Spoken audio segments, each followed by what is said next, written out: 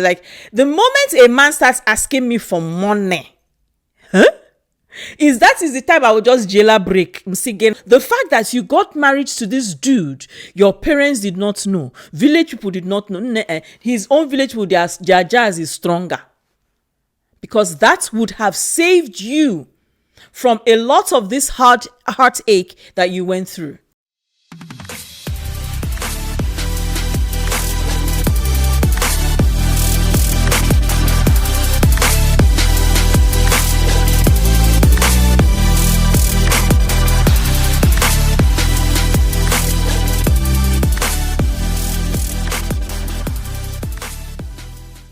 So hi guys, how are you all doing today? Welcome back to my channel. My name is Chinyere Style Glam. If it's your first time here with me, thank you so much for being here. And if you've not met me before, if you've never seen me before, you are awesome. You're welcome. How are you all doing today? Right, so you guys, today we are going to be talking about our dear sister who started this series on TikTok, Onyeka, and she started this series, The Danish Deception. This is what we're going to talk about. Listen, it's going to be scattered. Please bear with me. I'm ready to put it in the part 1, 2, 3, 4. I don't care, because despite a lot of things she said that sounded totally insane, I'll have to say that there are some things that I can exactly see where the problem came from concerning her, and I'm going to walk you all through this because I have been there, but not at her capacity, but I've been there. So let's begin the story. So Onyeka comes up and she's talking to us about, her meeting her ex-husband and how they met and the fact that they met in Denmark and, blah, blah, blah, blah, blah. I mean, all well and good. You can meet a guy, and she tells us about the fact that, they went shopping, this is that, and they went on holiday. Now, as a listener, right, I now began to listen, and she said, this was like not up to 3 weeks. I don't know how many months into the relationship she now says this guy asks her for $6,000.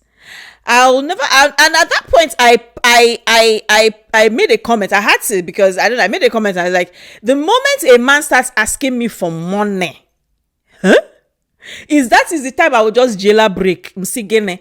First of all, Onyeka, you're a beautiful girl. You're a lovely person. Apparently, it's obvious. But I'm going to explain the real problem here. And why I'm going to say this is because if you're not careful, you're going to repeat this mistake again. Yes. And I'm this is me trying to be very understanding. I don't want to throw shade, but shade is gonna fall. The shade is gonna come because Onyeka, you're not just Igbo, you are Igbo. Do you understand that the fact that I feel like the whole of Igbo land is in problem right now because of you? What?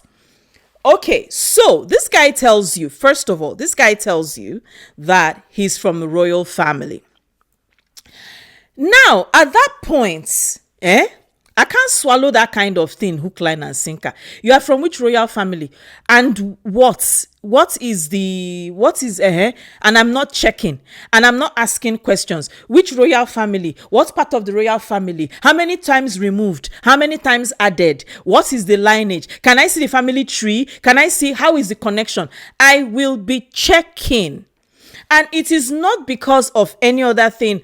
That is the fact that, listen, this is somebody who made bold to tell me that he is from the royal family, right? I will be doing all the things, and he's not with security. I will be checking. It's not possible.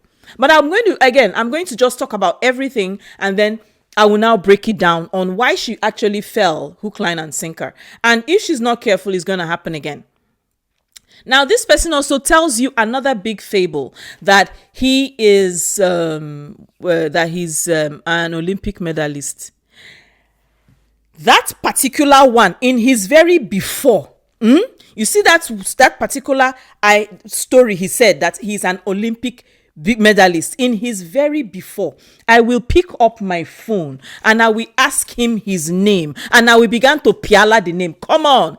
How did you not do that check? That he told you he's an Olympic medalist and you did not check, you did not go on Google, because immediately she said, while she was talking, immediately she said that he said he's an Olympic medalist. It's not me. I carried my phone and I started checking the name and the medals and all whatnot, because again, Denmark, we know where Denmark is strong now and we know where Denmark is weak. Do you understand? So Olympic medalist, how? And you did not check. Okay, I have a list. It's so many things here, and then this guy, listen, and you guys went shopping. What else again?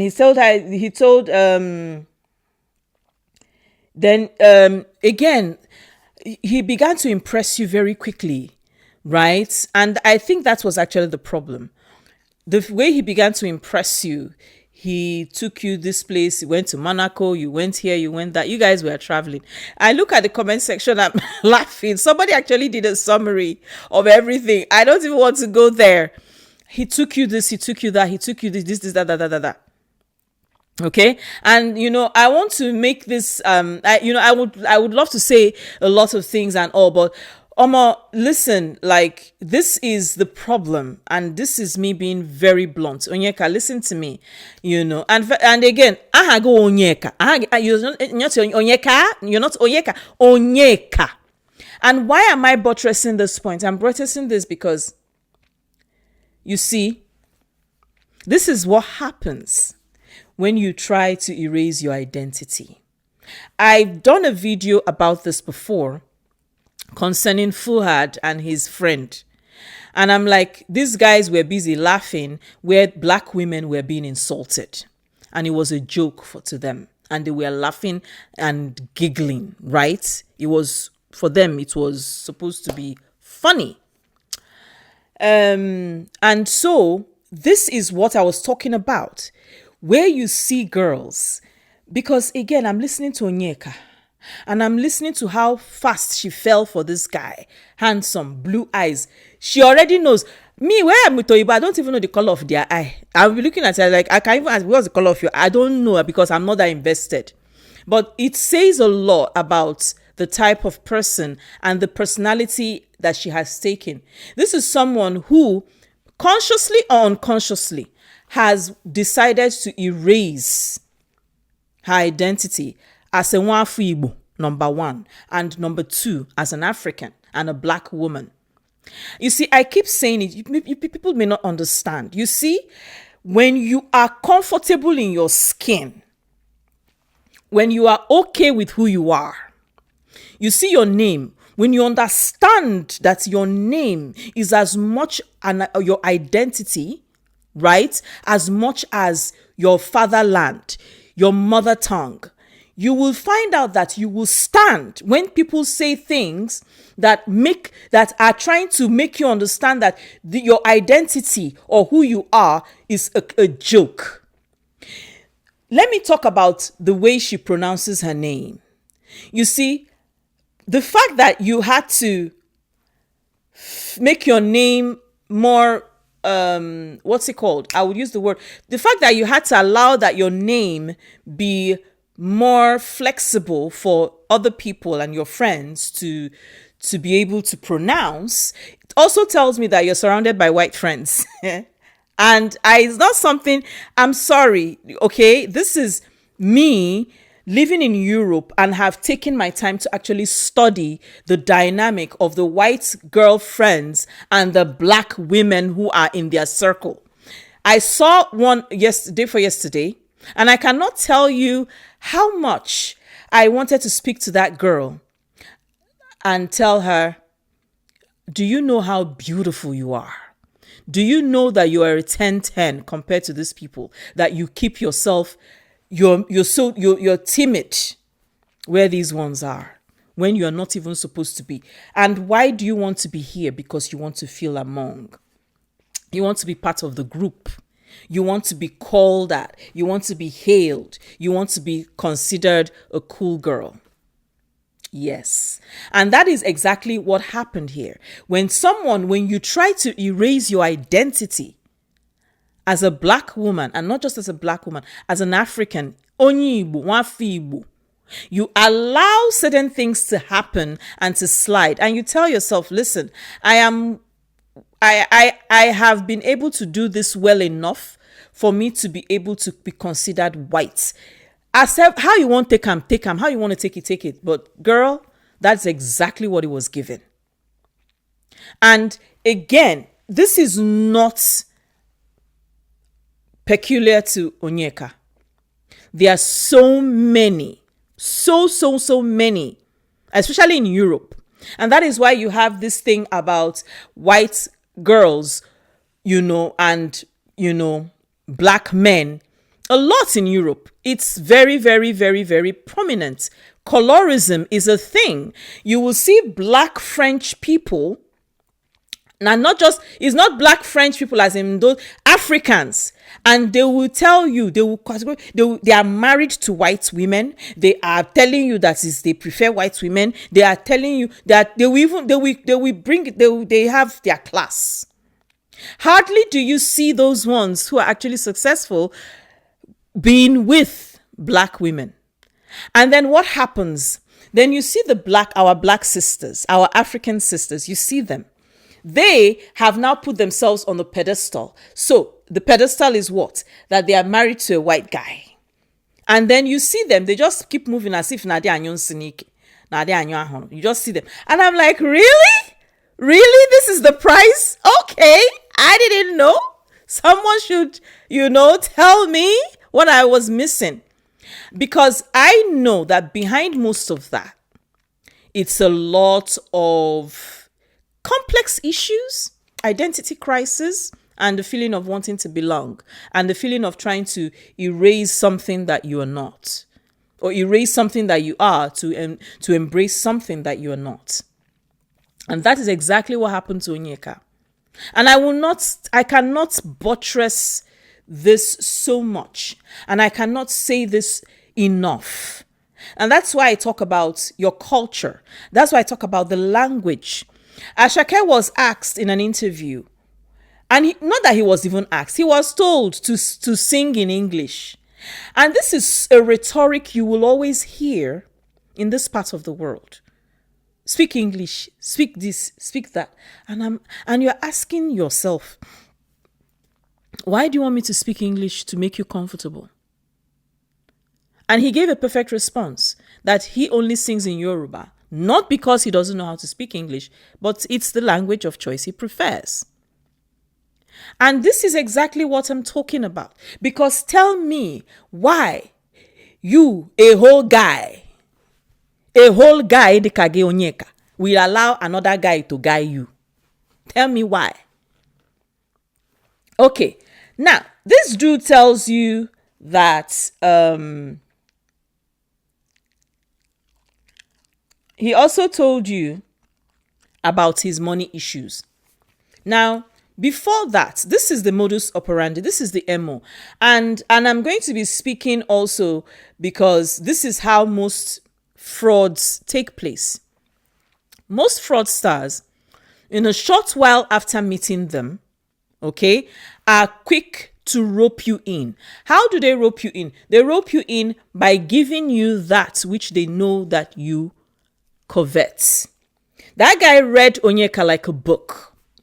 Because all he needed to do, he saw her, he knew she was successful. I mean, you need to bought a Chanel bag in his very before. He knew you were successful. You could afford a Chanel bag. He knew all that. He read you. And so what did he do? Okay, we're traveling, we're flying here. Oh yeah, pay. This one, this. He made sure that he was the one advancing the payment. So what did he succeed in doing? He succeeded in earning your trust for you to believe that he has the money.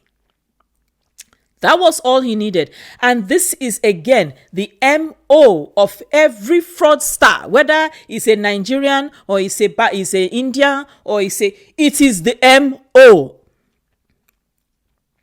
They will tell you, they will advance you money, and then they will tell you, and they will at least do it 2 to 3 times.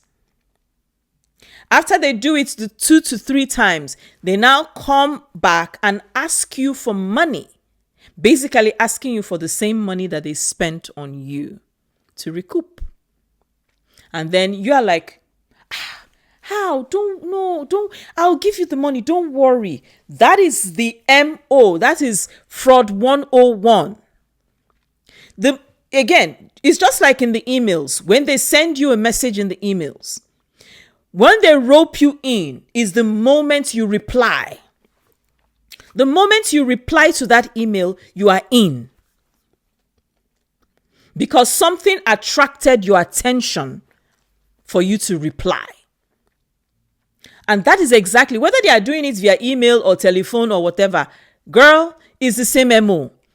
They need you to earn their trust, or they need you to earn their trust. I mean, you need them to earn their trust. I don't know how it goes, anyone, so that it can happen.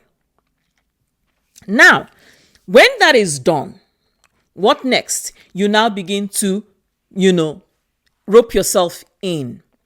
Onyeka, how can this man be telling you all this cock and bullshit, and then you now stand up and you now begin to give? Girl, you got married to this guy without your parents' consent. Again, another red flag. A man who is willing to marry you without the parents' consent.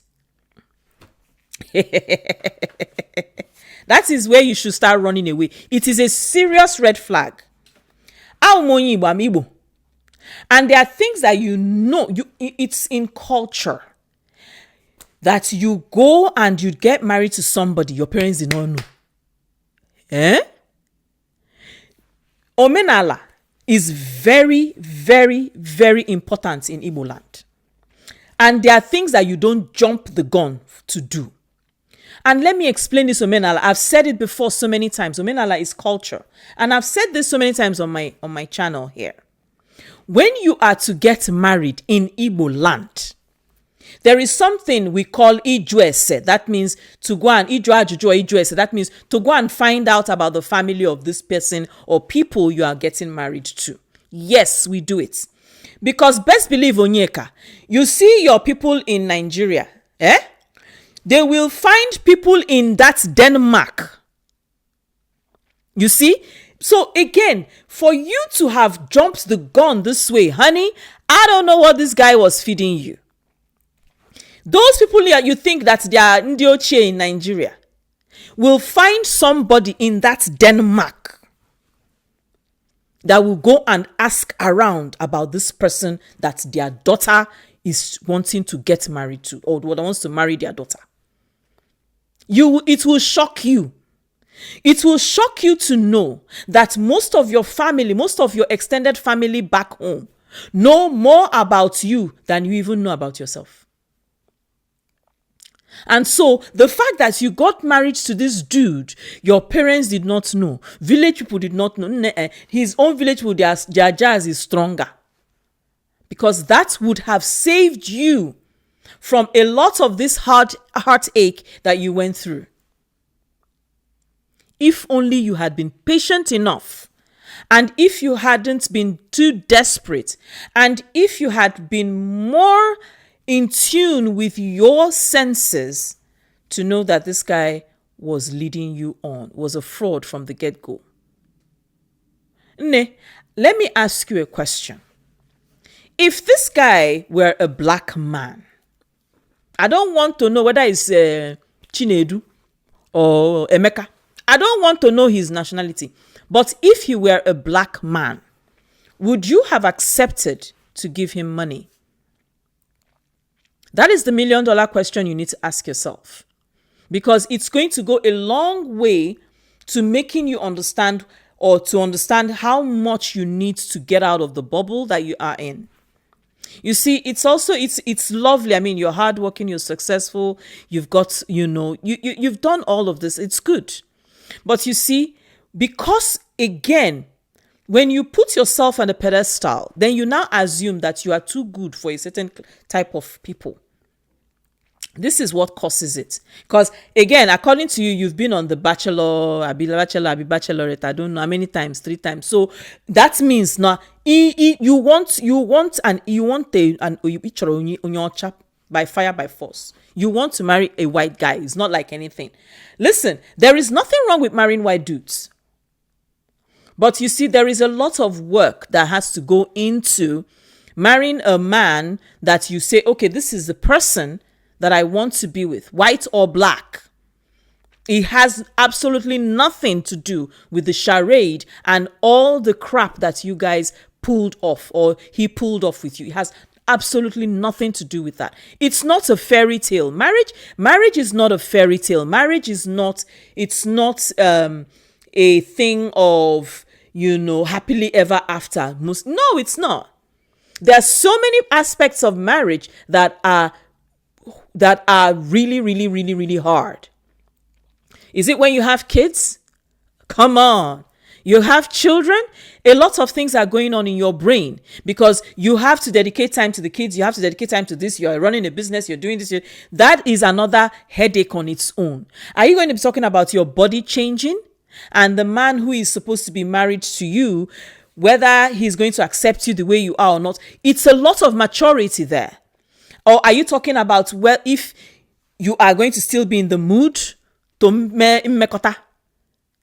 Have you understood that mmekota has expiry date when a woman is concerned? Because if she's not in the mood, she's not in the mood. And a lot of things are responsible for that, from hormones to the husband or to it could be a lot of things. It could be that she's tired. It could be depression, you name it. A lot of things are responsible for that. And then you, at that point, you are hoping and praying. Again, not all men are in tune with that. Some of them have to learn and relearn these things. But the man that you're with, if he's not seeing through all that, if he's not patient with all that, if it's not walking through all that with you, you're on your own.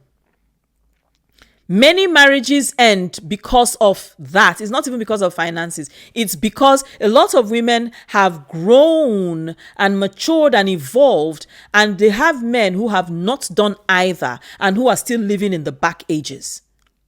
And so when a woman is going through what she's going through, the man is not bothered at all. He's not interested. His mind is somewhere. He thinks that he's the same person that he got married to 10, 15, 20 years ago. Meanwhile, that ship sailed a long time ago. And unfortunately, this is the reality of a lot of us. That most men are not there. You are far gone. Most men aren't. Except a man who looks at his wife and says, this is not the woman I married. What's going on? So marriage is not you see the way you described it, you are smiling. You really enjoy it though.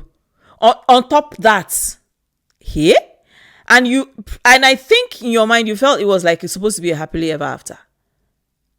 Well, you have every right to dream that, but that's not what marriage is all about. Then it also was quite baffling to me, honey, that you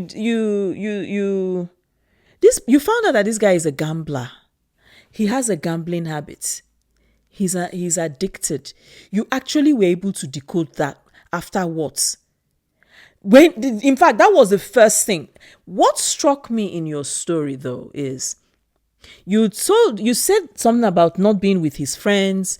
You began to ask the questions that you were supposed to ask in the beginning. You started asking them at the end. How? The questions so wait. And again, this is not me saying you have to be best friends. You have to be friends with his best friends or whatever. But how is it that you are asking the questions concerning him, his addiction, all the gbogbo ero? You are asking all those questions when things have begun to fall apart. Isn't that what you should have known in the beginning? Onyeka. And you still knowing all of this, you still wanted to go ahead with the wedding. You still wanted to go ahead with getting married. You still went wedding dress shopping. at this point, then I now come it again, like I said, I want to be as sympathetic to you and with you as much as I can. But if despite seeing all those red flags, you still wanted to go ahead and continue, then there is something you're not telling us. Yes, I know you talked about the fact that, he's a nice person, this, that. He was basically good at all. But you see, good and nice cannot cover up bad habits. And when I mean bad habits, I'm talking bad habits that can put you into serious ruin. Because this guy took money from your mom, took money from your dad, took money from your friends, took money from crypto and cryptasia, took money from all of the people, took money from Sarah, took money from Valerie, that is all gara the whole of your people round. And nobody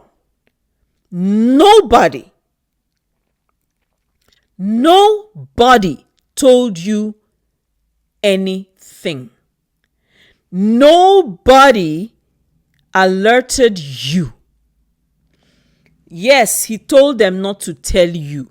But honey, do you now see how the business account was being funded? Do you now see how all that money was going up and down and going around and round? That wasn't his money. And you were a party to it. You were eating that money. You were spending it. You were traveling. You people kept on going back and forth. And then he convinced you to stop working. Eh?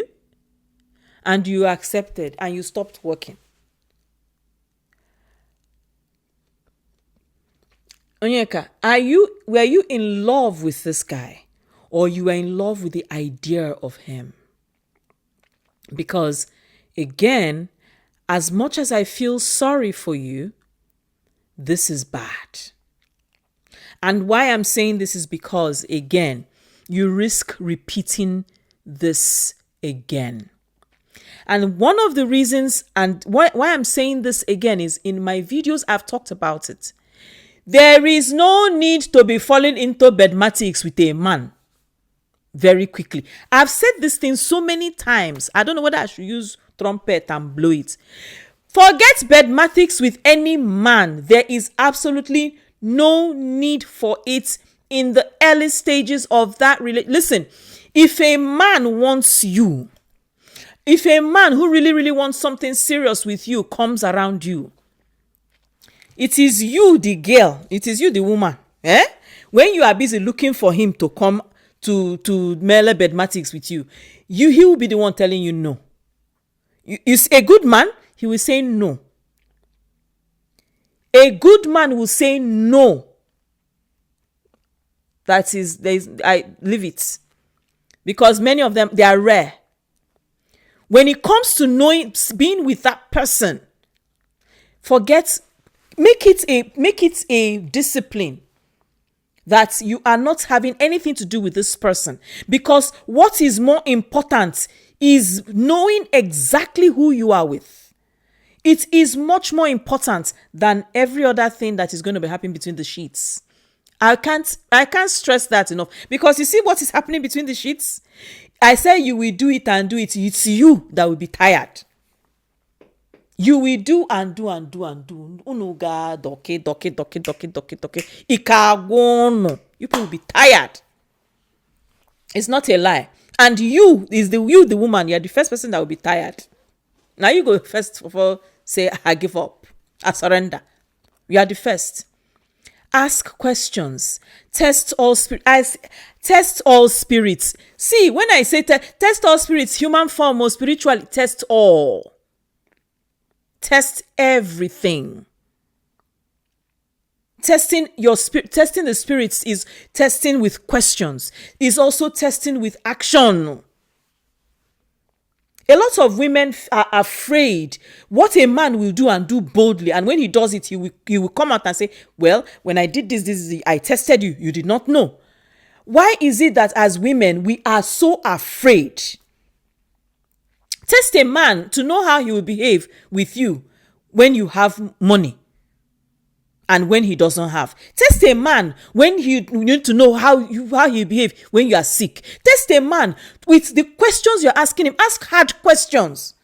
It's not rocket science, because this is marriage. This is something that you're supposed to be involved in. This is something that is supposed to take for life. So ask those difficult questions. It may seem stupid, but it's not. Don't be carried away by the beauty and the gold and the shimmer. Don't be carried away by all of that. Those things are inconsequential because they will fade. We've seen this happen. We've seen it happen so many times. We've seen situations where men have ruined women who could have been more. Test a man in his level of anger. Yes, let me speak it like anger. I'm a Nigerian. Test him when he's angry.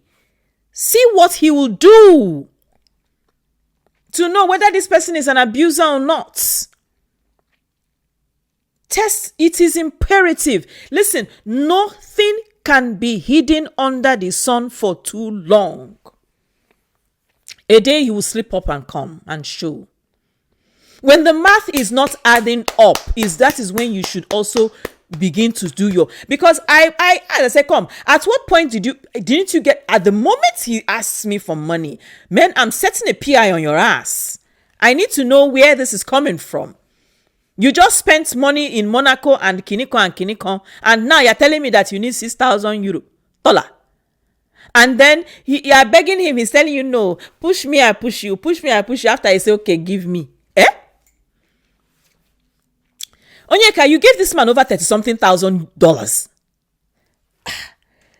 Girl, you need to be paying, because we listen to this story, you need to be paying. We are, Christmas is here. Come and buy present for us. I understand you, listen, let me tell you, I'm saying it like this because you may think that I got it all. No, I didn't get it together, but let me tell you a story. Because it has happened to me. Not at this level, but it has happened to me. I was a teenager. I'll never forget, my dad opened my first bank account. I was a teenager at the time. I won't forget. So my dad opened my first bank account in Nigeria at the time. And knowing fully well that I had this money in my account, I wasn't supposed to touch it. Nothing. It was just money that was supposed to be, And I had this friend of mine. And that's the bad thing about it. This thing happened to me 2 times. I had this friend of mine who came and he asked me for that money. Now, I cannot remember if I was the one that told him I had the money or he was, I don't know, but he asked me for that money and he said he was going to give me back. Now, this person is a family friend. We had nothing was happening with us, nothing. It was just a family friend. And he said he was going to give me back the money. Now, I wasn't bothered about that because I knew I felt he was going to give me back that money. Basically, simply because I knew he had a business at the time. How old was I again? I was a teenager. And so stupidly, I did not tell my father, I did not tell my mother, I did not tell anybody. I went to the bank and withdrew that money. Now in Nigeria, there is no, unlike here, there is nothing that stops you from having access to your account. But on this side of the planet, you cannot have access to your account until you are 18. And so I went and gave him that money. I cried because I did not see that guy and I did not see that money. And my father was asking, it was as though my dad knew. He said, the money that I put in your account, is it still there? I said, yes, Daddy. This man kept on asking me about this money. I'm like, did my dad go to the bank and the bank told him that I had withdrawn the money? I didn't know what to believe, but I just kept on telling my father that the money was there. And when I saw this guy, I would ask him for my money. He would be laughing and he would say, don't worry. And this went on for years. I didn't get that money back. The second time it happened to me, this time I was in university. This was also a very good friend of mine. And I don't know why that, I don't even, in all honesty, thinking back, why did that friendship happen? Probably because I was dating his friend. I don't know. And he just saw me, you know, he guessed I had money because I think because at the university, my dad would send money to us, out of the blue. So I think he guessed I had money somehow. I don't know. Or, no, I think I went to the bank. And so he found out that he knew I had money and something like that. And he asked me for money. And the same thing, he said, I will give you back the money. Now, this person, mind you, I know it comes from a very comfortable family. So I wasn't bothered, right? I said, okay, no problem. And he said he would give me back the money the following week or something. I said, okay, no wahala. I finished from the university. I graduated. I saw him every day face to face. I asked him for my money. I never got that money back. That was the day. That's one. This first one, the second one. That was the day I said that a man will never ask me for money and I will give to him if I'm not collecting a collateral that equates more of that money. My husband, the day he met me, I was very clear. I said, I don't give men money. Oh. He told me, say he doesn't need my money. I said, okay, very good.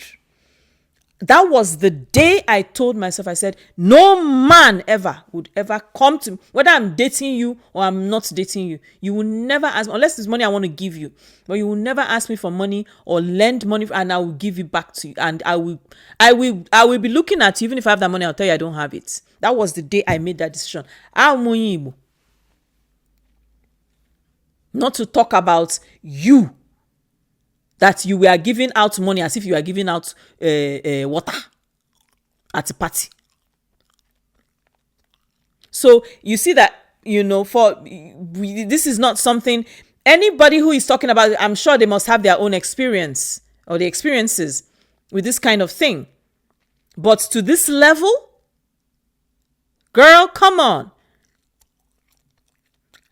Now, I want to talk also to you about predators. You see, men who are predators, I've said this before in one of my videos. A predator studies their prey. I love watching animal documentaries a lot. I watch documentaries a lot. And it is the same way a lion, a cheetah, a tiger, a leopard and co. The same way they lay in wait, right? For their prey is the same way a narcissist, a fraudster, a whatever you want to call them, an abuser, is the same way they wait and watch for their next victim. It's not rocket science to them. You see people like this, they are very good body language readers. From afar, they've sighted you. They know their victims when they see them. They know the questions to ask them. They know how to put things in place for them to fall in. And once they fall in, they are hooked. Men are predators. Let me rephrase. Men are hunters. Abusive men are predators. And so when they are ready to go all out, you go to the bars, you go to the restaurants, they are there. Those are where they pick their victims. Go to the clubs, right? They are there. They are waiting for you. At your workplace, they are there. Workplace may be less because, it's workplace, but they are there. And that is why it is important for you to be very, very, very, very in tune with your environment. When somebody is watching you, you feel it. You should know. When someone is asking questions that are weird and funny, your sixth sense should be picking up. And you should be also countering those questions with your own. Predators are like that. They know what to say. They know what to do. They know everything. They know how. They have their modus operandi. So it's nothing new for them. It's not new. All they just need is the right victim. Because Onyeka, I tell you, if you had started asking this guy, the moment you asked this guy up, when he told you about royal family, the moment you told him, you bring out your phone and say, oh, which you will see him, you won't see him the next day. He would have disappeared. The moment he told you that he is an Olympic medalist, you bring out the phone and start, he would have disappeared, because now he knows that this person is not, she's not a mugu. But you show that you are mbada from the beginning, because I'm sure what he was doing when he told you he's from the royal family, he probably was asking him, probably to himself, he was like, let me see if she's going to take the bait. And you ate. You ate it. You swallowed it. Then he told you the next one, Olympic medalist. You swallowed it. Or say, hi, I found my mbada. Mbada don't land. That is all it took him. He didn't go further. But the red flags were there. For some reason, you refused to acknowledge or see them, but they were there. And so this is not just because of Onyeka that I'm making this video. I'm making this video for all young girls out there. For all young girls out there who have listened to this story and have heard Onyeka. Because they will come in different shapes, they will come in different forms, they will come in different sizes. Be in tune. Let your radar be pinging. And find yourself, go and lock yourself in with Nigerians somewhere. Because listen, if you stay with, I keep on saying, if you stay with Nigerians, especially in Igbo, you cannot lose. You stay with Igbo, you can't lose. Fine, if you don't, because again, like my sisters who were saying, maybe that next meeting. Do you go for meetings? Do you go for meeting in Igbo? These are things that would have happened if you were involved in all those things. We don't know. But find yourself people who are genuine. Because this is a mess. Ngwano, I said, let me tell you my own side of the story. Oh, don't, I pray you heal. I wish you quick recovery. And I also would implore you, more than anything, sit down, think, reflect, and ask yourself, what could you have done differently? So that you know not to do it again. What would you have done differently? What were your mistakes? Because it's only you. You need to take accountability, because I listened to the last part and you went on a blaming spree. No, honey. You. Forget every other person. It's you. Take accountability for what went wrong. Take accountability. Because, honey, when you take accountability for your role in this, you would know better not to repeat the same mistakes. Because the way I'm seeing you, it's I'm saying hugging Onyeka, you are going to fall another mugu if you're not careful. So sit down in this one, sit it out well, and think and reflect carefully on what you did wrong. And what are those mannerisms or characteristics that you think are supposed to be endearing or whatever. Nobody asks you about money or nobody. Just sit this one with yourself, in yourself, for yourself, and just take accountability. All right? We are rooting for you for the future. Oh, we are here if you need us. And until my next video, do not fail to like, share, comment, and subscribe. And I'll see you guys pretty soon. Have a beautiful, beautiful day. Bye.